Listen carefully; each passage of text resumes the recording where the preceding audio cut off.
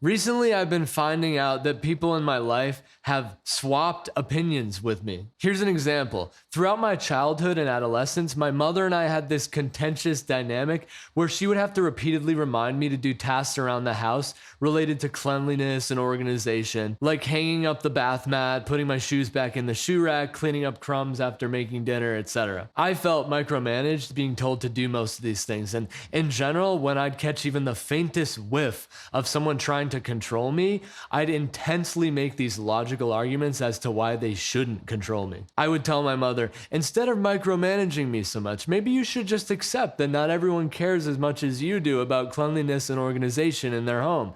People have different standards after all. My mother thought that argument was absolutely absurd. As I've gotten older, I've basically become my mother, and that I now prefer my home clean and organized, and I'm a bit compulsive about it. When I was hanging out with my mother recently, I told her that I've become a lot like her in that way, and that I feel bad that she had to deal with my inconsiderate younger self. I told her it upsets me when the people I live with aren't as clean or organized as I am, and I asked her how she deals with that. This was her response. She said that she simply accepts that not everyone cares as much as she does about cleanliness and organization.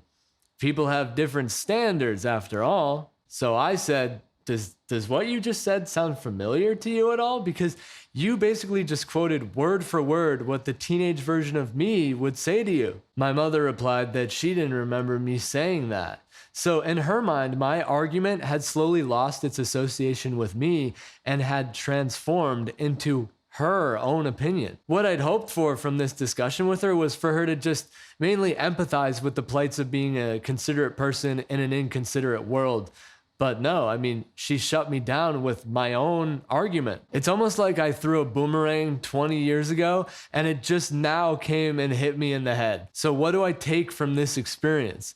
Well, that you don't need to try so hard to get others to acknowledge your perspective. Because when it seems like someone will never see your point in the moment, your argument could actually have planted a seed in their mind. Over time, it could slowly grow roots in them and become their own opinion, which maybe you no longer even agree with. Because other people's arguments also plant seeds in your mind, slowly grow roots there, and become opinions that you never in a million years expected to have. It feels freeing to realize that we don't have to be obsessively watering each other's seeds.